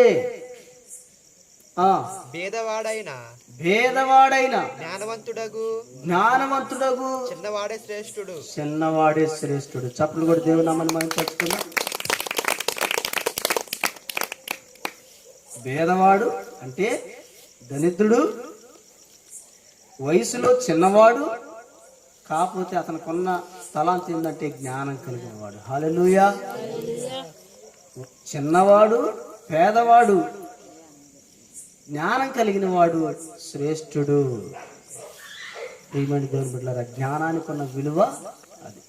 జ్ఞానం లేకపోతే నీకు ఎంత అనుభవం ఉన్నా, నువ్వు ఎంత పెద్దవాడు అయినా, ఎంత గొప్పవాడు అయినా, ఎంత వీరుడు అయినా, సూర్యుడు అయినా, మూర్ఖత్వంతో ఉంటే ఆ మూర్ఖత్వం ఏం చేస్తుందంటే నీ మేలు కోరి చెప్పే బుద్ధి కలిగించే మాటలను విననివ్వదు, లోబడనివ్వదు, అర్థం చేసుకోనివ్వదు, బుద్ధి మాటలను అనుసరించి నడవనివ్వదు. నువ్వేంటి, నీ స్థితి ఏంటి, నువ్వేంటి, నీ గొప్పతనం ఏంటి అని తనకు తాను హెచ్చించుకునేటట్లుగా చేస్తుంది ఆ మూఢత్వం. కానీ బుద్ధి మాటలకు చెవి ఎగ్గిన చిన్నవాడు జ్ఞానం కలిగిన వాడు. హల్లెలూయా. ప్రియమైన దేవుని బిడ్డలారా, జ్ఞానము కావాలి. మనకేం కావాలి? జ్ఞానము కావాలి. ఇక వాక్యంలో మనం చూసినట్లయితే ఆ జ్ఞానాన్ని ఎవరిస్తారు? సామెతల గ్రంథం 2వ అధ్యాయం 6వ వచనంలో వాక్యం సెలవిస్తుంది, యెహోవాయే జ్ఞానము ఇచ్చేవాడు. జ్ఞానం ఇచ్చేది ఎవరు? యెహోవాయే జ్ఞానం ఇచ్చేవాడు. ఇంకా కొలస్సీలకు రాసినటువంటి పత్రిక 2వ అధ్యాయం 3వ వచనంలో పౌలు గారు చెప్తాడు, బుద్ధి జ్ఞానముల సర్వ సంపదలు ఆయన యందే గుప్తములై అన్నది. అంటే యేసుక్రీస్తు, ఆయన అనగా ఇక్కడ యేసుక్రీస్తు వారు. బుద్ధి జ్ఞానము ఎవరి దగ్గర దొరుకుతుందంటే యేసయ్య దగ్గర దొరుకుతుంది. యేసయ్య ఇస్తాడు, నీ దేవుడైన ప్రభు ఇస్తాడు. ఆ జ్ఞానాన్ని నువ్వు సంపాదించుకో. జ్ఞానము సంపాదించుకున్న వాడు తన ప్రాణమును కాపాడుకొనును అంటున్నాను. జ్ఞానం చూడండి ఎలా నీకు లభిస్తుందంటే, నీ ప్రభు అయిన యేసయ్య యందు భయము భక్తి కలిగి నువ్వు ప్రవర్తిస్తే నీకు జ్ఞానము లభిస్తుంది. యెహోవా యందు భయభక్తులు కలిగి ఉండుట జ్ఞానమునకు మూలము. హల్లెలూయా. చూడండి, దేవునికి నువ్వు భయపడితే, యేసయ్యకు నువ్వు భయపడితే, ఈ లోకంలో దెయ్యాలకు కాదు, లేకపోతే నిన్ను కొట్టేవాడికి, తిట్టేవాడికి, నిన్ను హింస పెట్టేవాడికి, నిన్ను బెదిరించేవాడికి, లేకపోతే నీకు హాని చేసేవాడికి, నీకేదైనా కీడు చేయి తలపెట్టిన వాడికి కాదు నువ్వు భయపడాల్సింది. నీ దేవునికి నువ్వు భయపడితే, ప్రియమైన దేవుని బిడ్డలారా, నీకు ఆయన జ్ఞానం ఇస్తాడు. నీ దేవుని యందు భక్తి కలిగి నువ్వు ప్రవర్తిస్తే ఆయన నీకు జ్ఞానాన్ని అనుగ్రహిస్తాడు. హల్లెలూయా. చూడండి, భక్తిని నీకు అనుగ్రహింప చేయడానికి, భక్తిలో నిన్ను బలపరచడానికి సంఘ క్రమాలు ఏర్పాటు చేయబడి, ప్రతి శనివారం ఉపవాస ప్రార్థన, ప్రతి ఆదివారం చూడండి సంఘ ఆరాధన, ఆల్ నైట్ ప్రార్థనలు. సేవకులు ఎన్ని ప్రార్థనా కొడుకులు పెట్టినా ఎవరి కోసం అండి? జ్ఞానం లేని వాళ్ళు ఏం చేస్తారో తెలుసా? కానుకల కోసం అయ్యగారు ఓరకు ప్రార్థనలు పెడుతున్నారంట. కానుకల కోసం అయ్యగారు ఓరకు ప్రార్థనలు పెడుతున్నారు. ఒక ఆమె చూడండి, ఆ గ్రామంలో ఆ సేవకుడు చాలా ప్రయాసపడుతున్నాడు. ఆయన ఏం చేస్తున్నాడంటే 40 రోజులు ఉపవాస ప్రార్థనలు పెడుతున్నాడు. 40 రోజులు ఉపవాస ప్రార్థనలు పెడుతున్నాడు. ప్రతిరోజు 40 రోజులు వరుసగా ఉపవాస ప్రార్థనలు ఉంటాయి. ఉపవాస ప్రార్థనలు ఎవరు పెట్టించుకుంటారు? బయట వాడు పెట్టించుకుంటాడా? సంఘానికి వెలుపల ఉన్న వాళ్ళకి అసలు ప్రార్థన అంటే తెలిసే వాళ్ళకి వాళ్ళు ప్రార్థన పెట్టించుకుంటారా? పెట్టించుకోరు. మరి ఎవరు పెట్టించుకోవాలి? సంఘంలో ఉన్న వాళ్ళు పెట్టించుకోవాలి. ఆ భారం సంఘం తీసుకోవాలి. 40 మంది ఉన్నారనుకోండి, ఒక్కొక్కరు ఒక్కొక్క రోజు ప్రార్థన పెట్టించుకోవాలి. నీకున్న దాంట్లో కొద్దిగా గొప్ప, అసలు నువ్వేమి ఇవ్వకపోయినా నువ్వు ముందు ప్రార్థన పెట్టించుకో. నిన్ను కానుక ఇవ్వకపోయినా ఎందుకు కానుక ఇవ్వలేదని ఎప్పుడన్నా అడుగుతారా సేవకుడు?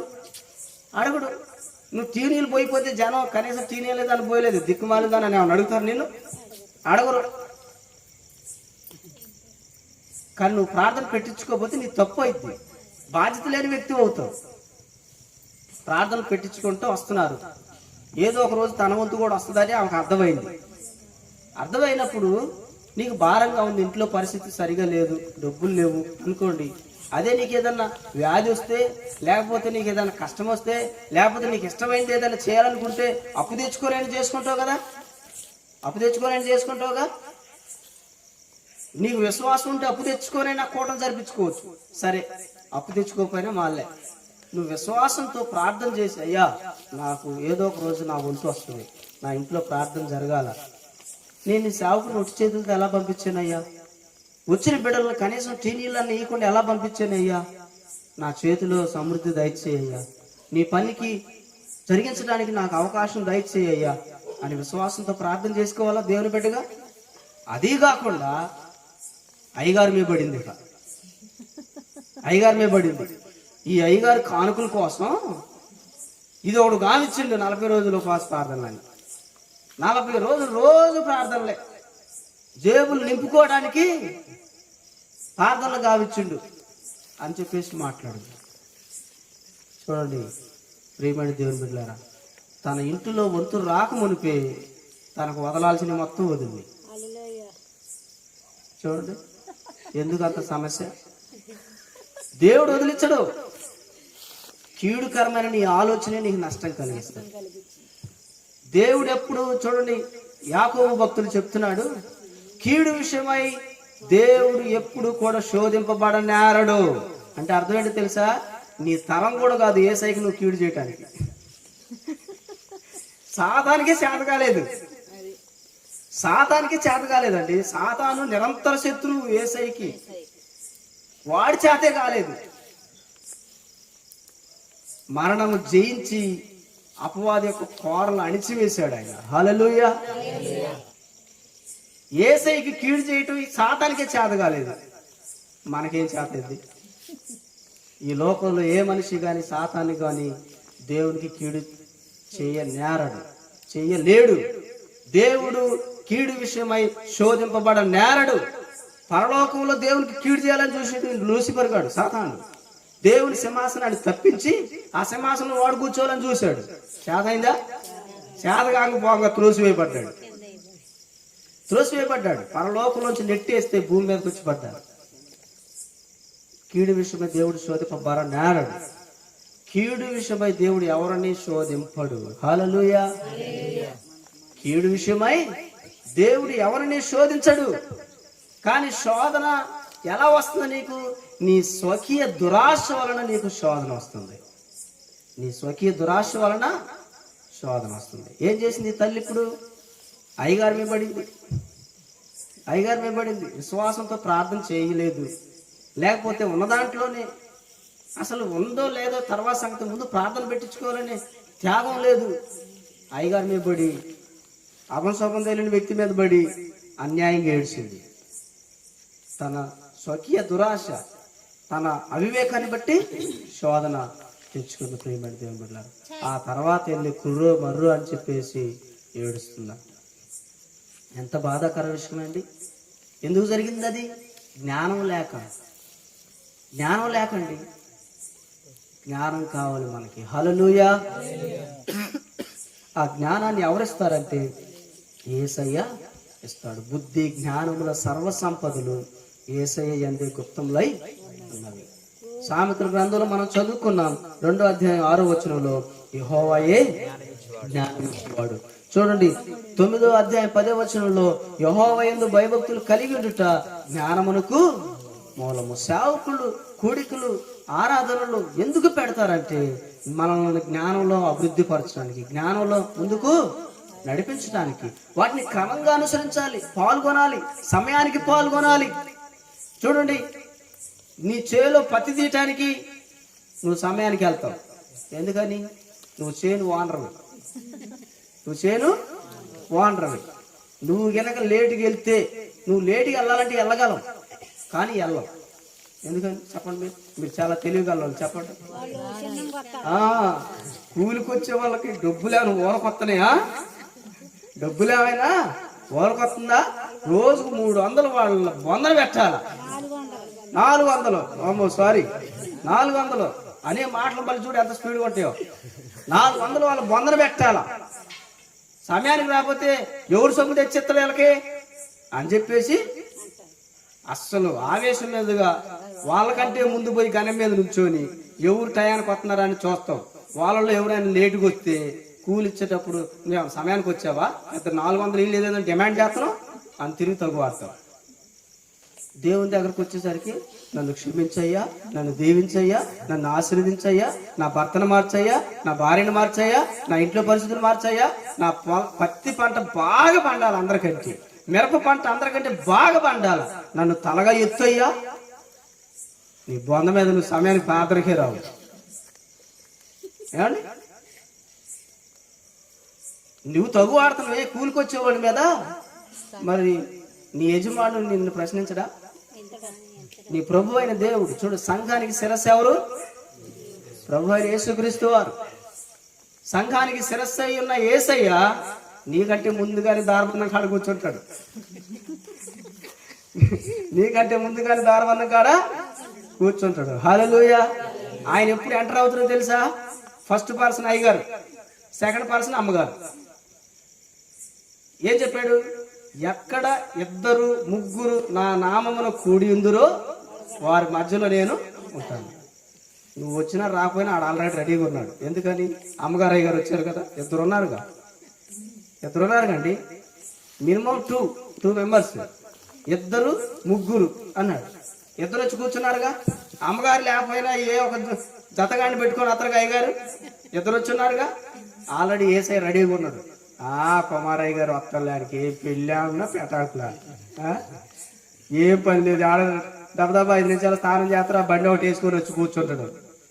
మాకెంత భారం ఉంది అని నువ్వు అనుకుంటున్నావా? కుమారయ్య గారు కాదు, ఏసై వచ్చి కూర్చోండి అక్కడ. హల్లెలూయా, హల్లెలూయా. ఎందుకు తెలుసా? నిన్ను లెక్క అడగటానికి. ప్రియమైన దేవుని బిడ్డలారా, చూడండి మనలో ఎంత పక్షపాతం ఉందో. నీ చేను కూలికొచ్చిన వాళ్ళ విషయంలో నీకు ఒక భావన, నీ విషయంలో మరొక భావన. నీ చేను కూలికొచ్చిన వాడు టయానికి రాకపోతే వాడు నువ్వు క్షమించవు, సరైన కూలివ్వవు. నువ్వు సమయానికి దేవుని సన్నిధి రాకపోతే నిన్ను మాత్రం దేవుడు నీకు అన్ని ఆశీర్వాదాలు ఇవ్వాల. అసలు ఇది జ్ఞానమేనా? జ్ఞానం కాదు, జ్ఞానము కాదు. ప్రియమైన దేవుని బిడ్డలారా, చూడండి, దేవుని సేవకుల ద్వారా సంఘ క్రమాన్ని విధించినప్పుడు ఆ సంఘ క్రమంలో క్రమంగా నడుచుకోవడానికి ప్రయత్నం చేయాలి. హల్లెలూయా, హల్లెలూయా. అందుకని ఇప్పుడు టైమింగ్స్ మార్చేసాం. 10 గంటల నుండి 1 గంట వరకు క్రమశిక్షణ. ముందు మీకు కాదు, మా దగ్గర నుంచి మేము చూపించుకుంటే, మీరు చూసి నేర్చుకుంటే ధనులు అవుతారు, నేర్చుకుంటే బస్టులు అవుతారు. అందుకని చెప్పి 10 గంటలకు స్టార్ట్, 1 గంట క్లోజ్. ఉపవాస ప్రార్థన 7 గంటలకు స్టార్ట్, 10 గంటలకు క్లోజ్. ఆ 3 గంటల కనుక నువ్వు విశ్వాసంతో సమయానికి వచ్చి కూర్చోగలిగితే నువ్వు ధన్యుడు. నీ ఎదుట సాతాను కుప్పి గంతులు వేసిద్దే కాదు, డ్యాన్స్ చేయాలి. అది నువ్వు కూర్చోమంటే కూర్చోంటుంది, నుంచోమంటే నుంచోంటుంది సాతాను. అర్థమవుతుందండి? నువ్వు విశ్వాసంతో దేవుని సన్నిధిలో నువ్వు ఎదగలేకపోతే నిన్ను కుప్పు గంతులు ఆడిచ్చింది. అర్థమవుతుందండి? నిన్ను కుప్పు గంతులు ఆడిచ్చింది. అర్ధరాత్రి సమయంలో ఫోన్లు వస్తాయి, అయ్యగారు ఈ తలనొప్పి ఏందోనయ్యా నాకు అంతు పట్టట్లేదు, టాబ్లెట్లు వేసుకున్నా, మెంతో ప్లస్ రాసుకున్నా, శాస్త్రి బాబు రాసుకున్నా, ఎంత కొటకలాడినా నిద్ర పట్టట్లేదయ్యా. పట్టదు, ఎందుకని? సాతాను పెట్టింది నీకు నిద్ర పట్టకుండా చేయటానికి. ఏమండి? పట్టదు, ఎందుకని? నువ్వు దేవుని క్రమాన్ని నువ్వు అనుసరించలేకపోతున్నావు కనుక సాతాను నిన్ను పట్టేసి, నిన్ను భయపెడుతుంది సైతాను. నువ్వు దేవుని క్రమాన్ని, సంఘ క్రమాన్ని నువ్వు అనుసరించగలిగితే నీకు భయపడుతుంది సాతాను. హల్లెలూయా. ప్రియ సహోదరి సహోదరులారా, దేవుని సేవకుడికి దేవుడు ఆ తలాంతును, ఆ యొక్క ఏర్పాటును, ఆ యొక్క బాధ్యతను, ఆ భారాన్ని, ఆ పట్టుదలను, ఆ తపన తాపత్రత దేవుడు పెట్టి సంఘాన్ని సమకూర్చాలి, దేవుని ఆరాధించే వారిగా చేయాలి, దేవుని వాక్యాన్ని వాళ్ళకి నేర్పించాలి, వారి కోసం ప్రార్థన చేయాలి, వారికి ప్రార్థన నేర్పించాలి, దేవుని సన్నిధిలో వాళ్ళు ఎదగాలి, దేవునికి ఇవ్వటం వారికి నేర్పాలి, దేవుని వాళ్ళు పొందుకోవటం నేర్పాలి అని దేవుడు వాళ్ళకి జ్ఞానం ఇచ్చి సంఘాన్ని ముందుకు నడిపిస్తాడు. కాపరత్వాన్ని అప్పగించి నువ్వు చెప్పింది వినకుండా నీ ఇష్టం వచ్చినట్టు నువ్వు ప్రవర్తిస్తే నువ్వు జ్ఞానం కలిగిన వ్యక్తివి కాదు, జ్ఞానంలో అభివృద్ధి పొందలేవు. ప్రియమైన దేవుని బిడ్డలారా, చూడండి, కొత్తపాలెం సంఘంలో మెస్సియా మినిస్ట్రీస్లో కొంతవరకు జ్ఞానంలో అభివృద్ధి పొందుతున్నారని నేను సంతోషిస్తున్నా. దేవుని స్తోత్రం. హల్లెలూయా. అంతకుముందు 12, 12:30 ముగింపు ప్రార్థనలో వచ్చి మోకరించిన వాళ్ళు కూడా ఉన్నారు, నేను చూసా. ముగింపు ప్రార్థనలో క్రీస్తుదాసయ్య గారు వెళ్ళిపోయిన తర్వాత నేను వచ్చాను కదా, అప్పుడు ప్రార్థన పెడితే 12ంటికి వచ్చే వాళ్ళు ఉన్నారు, 12:30కి వచ్చే వాళ్ళు ఉన్నారు, 1 గంటకి ముగింపు ప్రార్థన చేసేటప్పుడు చటుక్కుని వచ్చి మోకరించిన వాళ్ళు కూడా ఉన్నారు. కానీ దేవుని మహాకృప వలన కుమారయ్య గారి సారథ్యంలో కొంచెం మెరుగుపడ్డారు. చాలా సంతోషం. హల్లెలూయా, హల్లెలూయా. చూడండి, అప్పుడు 10 గంటలకు స్టార్ట్ చేసి 1 గంటకి ఖచ్చితంగా ముగించాను. మీకు గుర్తుందా? ఎందుకు చేసామో తెలుసా? ఇప్పుడు ఎలాంటి మార్పు రావటం కోసం. 12ంటికి వచ్చారు కొంతమంది, 12:30కి వచ్చారు, 1 గంటకు వచ్చారు. రిటర్న్ వెళ్ళేటప్పుడు జనం ఏం చేస్తారు? ఇప్పుడే ప్రార్థన పోయింది, మళ్ళీ అట్నే వస్తుంది అని అంటారేమో అని, వాళ్ళు అన్నారో లేదో తెలియదు, అంటారేమో అని సిగ్గుపడి భయపడి కొంత మారారు. హల్లెలూయా. చాలా సంతోషం. చప్పట్లు కొట్టి దేవుని నామని భయపడుతుంది. ఇప్పుడు చప్పట్లు మీకు కొట్టుకోండి. చూడండి, ఇంకా మెరుగుపడాలి. 10 గంటల కంటే ఖచ్చితంగా వచ్చి కూర్చోవాలి. అప్పుడు నువ్వు జ్ఞానం కలిగిన వ్యక్తివి, దేవుని కృపలో అభివృద్ధి పొందుతున్నటువంటి వ్యక్తివి. నీకు జ్ఞానం ఉంటే సమయాన్ని సద్వినియోగం చేసుకుంటావు. రేపు ఆదివారం అంటే ఈ రాత్రి నుండే సిద్ధపాటు జరుగుతుంది, ఈ రాత్రి నుండే సిద్ధపాటు జరుగుతుంది. మీ బంధువుల ఇంట్లో పెళ్ళి అంటే నువ్వు ఎప్పుడు సిద్ధపడతావు? ఇంకా నయం, రేత్రి ఏందండి, కొంతమంది వారానికి ముందుగానే ప్లానింగ్ ఉంటుంది. 4 రోజులు ముందుగానే ప్లానింగ్ ఉంటుంది. డబ్బులు ఉన్నప్పుడే ప్లానింగ్ ఉంటుంది. ఎందుకంటే డబ్బులు అయిపోతే కావాల్సినవి కొనుక్కోలేము అని డబ్బులు ఉన్నప్పుడే ప్లానింగ్ చేస్తారు. ఈ లోకంలో వాటి కోసం నీకు అంత ప్లానింగ్, అంత ఆలోచన ఉందే, దేవుని పని కొరకు, దేవుని యొక్క సన్నిధి విషయమై నీకు ఉండొద్దా? నీకు జ్ఞానం ఉంటే ముందు సిద్ధపాటు ఉంటుంది. హల్లెలూయా. ప్రియమైన దేవుని బిడ్డలారా, కొంతమంది ఏం చేసేవాళ్ళు ఉన్నారో తెలుసా? ఆదివారమే దుమ్ము దులిపే వాళ్ళు ఉన్నారు. ఆదివారం, అది కూడా ఉదయం పూట ప్రార్థనకు ముందు. ఆదివారమే బండి బట్టలు మొత్తం ఉతికే వాళ్ళు ఉన్నారు. ఆదివారమే ఇంట్లో ఉన్న శనంతా తొలగించే వాళ్ళు ఉన్నారు. ఆదివారమే ఇక విస్తారమైన వంటకాలు పెట్టుకునే వాళ్ళు ఉన్నారు. ఇవన్నీ అయిపోయి నువ్వు తిని స్నానాలు చేసి తేరగ్గా అప్పుడు అమ్మా నేను ప్రార్థన పోయేస్తానమ్మా, అయ్యా నేను ప్రార్థన పోయేస్తా అని నువ్వు బయలుదేరి పోయేసరికి అక్కడ సగం అయిపోయింది, లేకపోతే చివరికి వచ్చింది. అది సిద్ధపాటేనా? నరకానికి పోతుంది కనుక అలా చేస్తే. అందులో సందేహం లేదు. మరిదాసాయి గారు ఏం మొహం మీద చెప్పిండని అనుకోమాకండి, వాస్తవం చెప్తున్నాను. హల్లెలూయా. ప్రియమైన దేవుని బిడ్డలారా, నీకు బట్టలు ఉతుకోవాల్సినవి ఉంటే ఆపేసుకో. నీకు భారమైన పనులు ఉంటే ఆపేసుకో. తిండి అవసరం కనుక, టిఫిన్ అవసరం కనుక ప్రాముఖ్యమైన పని నువ్వు జరిగించుకొని త్వరగా సిద్ధపడి ముందు దేవుడి సన్నిధికి వెళ్ళు.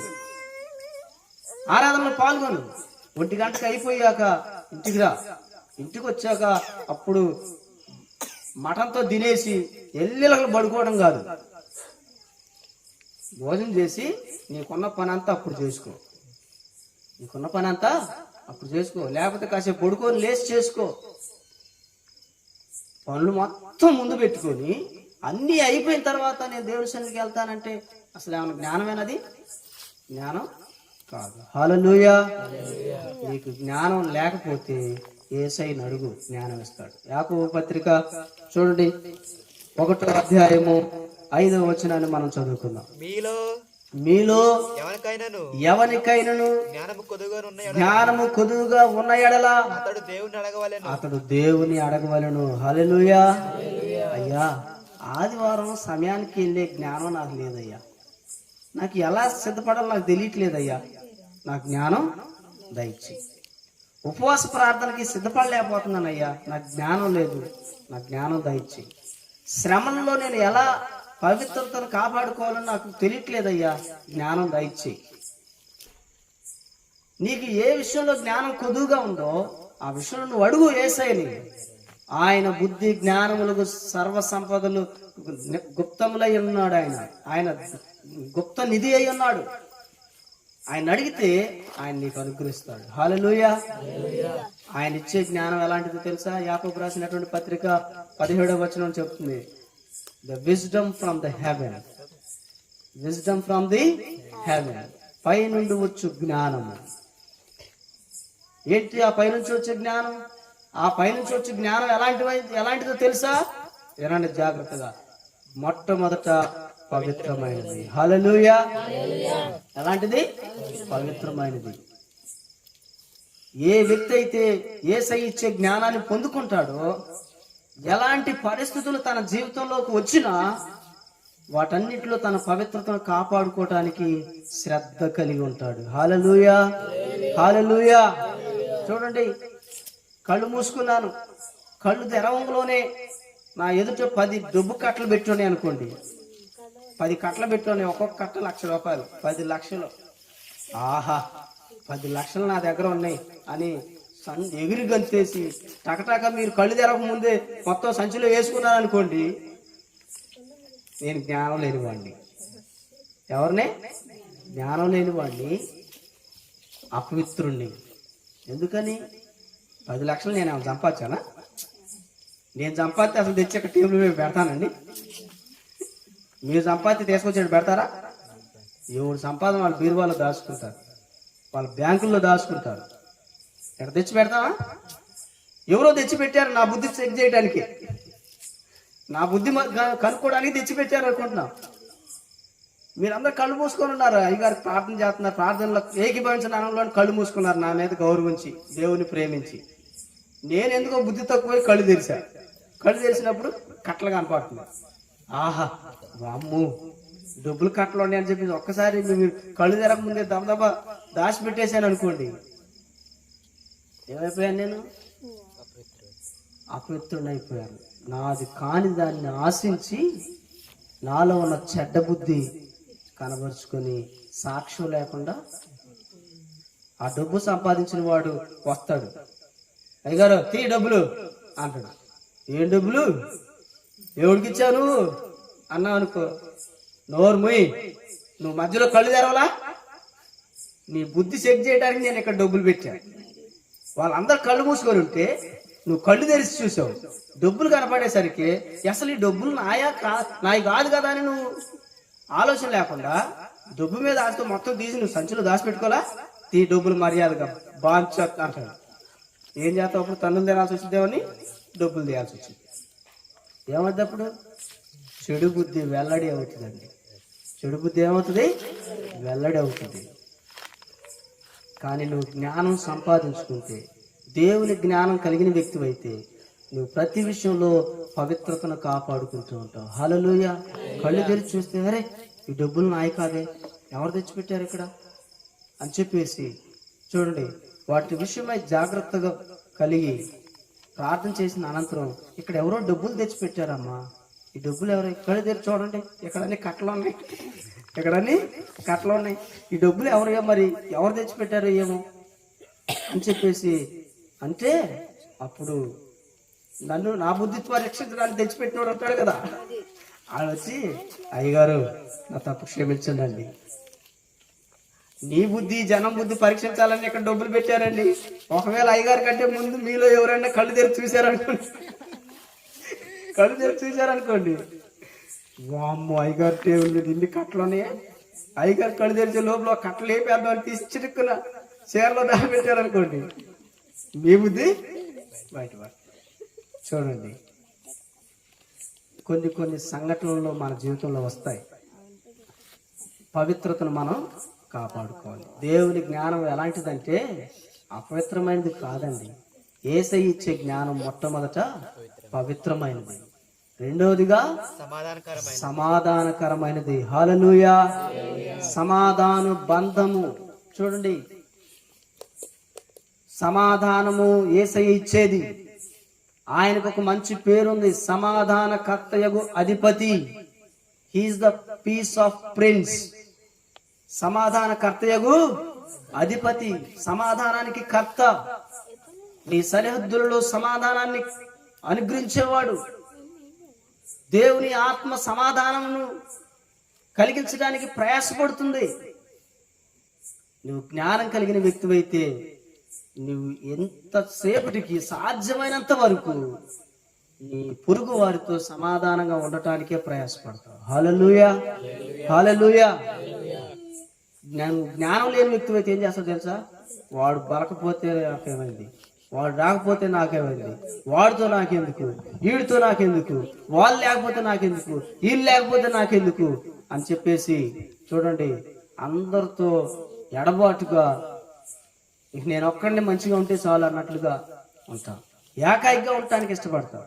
నీ ఆలోచన నువ్వు జరిగించడానికి, నీ ఇష్టాన్ని నువ్వు జరిగించడానికి, నీ ఉద్దేశం ప్రకారం నువ్వు ప్రవర్తించడానికి పరుగులు పెడతా ఉంటావు. కానీ సమాధానంగా ఉంటే